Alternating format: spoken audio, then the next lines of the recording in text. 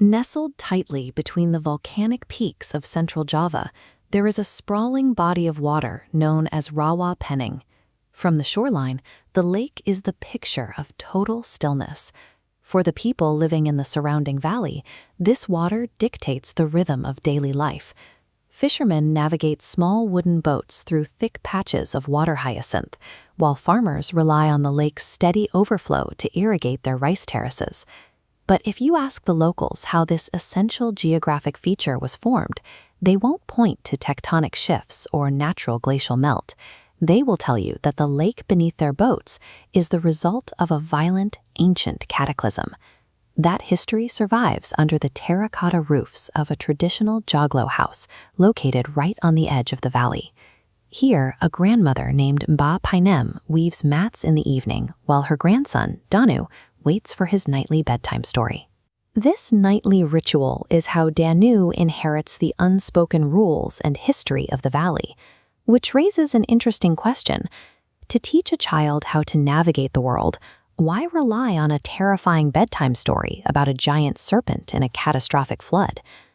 According to Baru Klinting, centuries before the lake existed, this valley was a lush, thriving village, and somewhere near the riverbank, a strange, massive egg hatched into a giant snake named Baru Klinting. Baru Klinting grew to an enormous size, forcing him to live isolated in a mountain cave. Yet, despite his frightening exterior, he possessed a deeply gentle nature and harbored a desperate wish to live peacefully among humans. He retreated to meditate for years, pleading with the gods for a physical form that wouldn't terrify the locals. Eventually, his devotion was rewarded, and he descended the mountain in the body of a young man. But the transformation left one flaw. Wrapping around his neck was a distinct raised scar resembling reptilian scales, a permanent marker of his origins.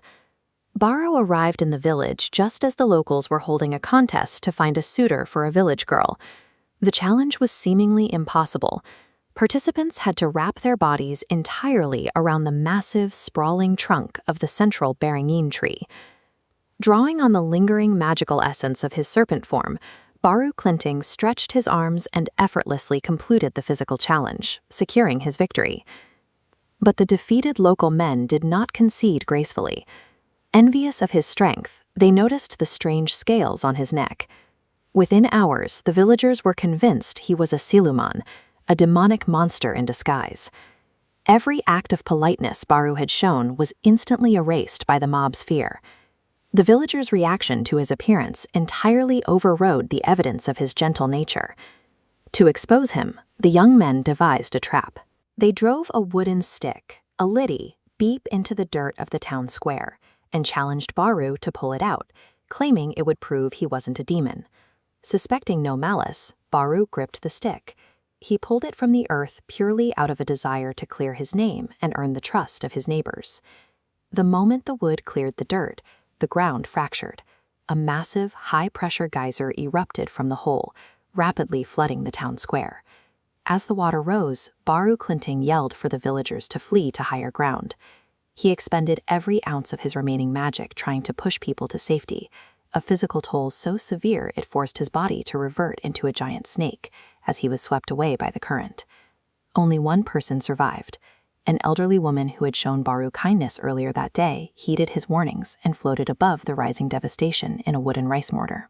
Back in the joglo house, listening from his bed, Danu connects the rising water to the moment the villagers turned their backs on the person who had just helped them.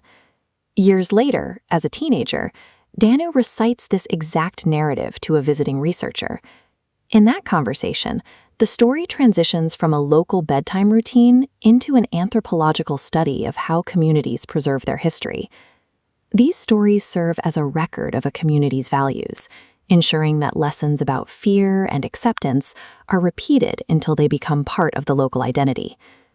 Today, Danu works as a school teacher in the very same valley, and when he stands in front of his classroom, he uses Baru Klinting's story to show a new generation the consequences of judging someone by their appearance. Outside the classroom, that lesson remains in practice. Every year, the surrounding villages gather on the banks of Rawa Pening for Thanksgiving ceremonies, offering gratitude for the water while recalling the day their ancestors lost their homes to their own suspicion.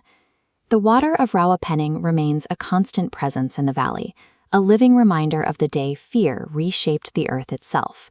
It sits quietly at the center of the community, ensuring the residents never forget the destructive cost of prejudice.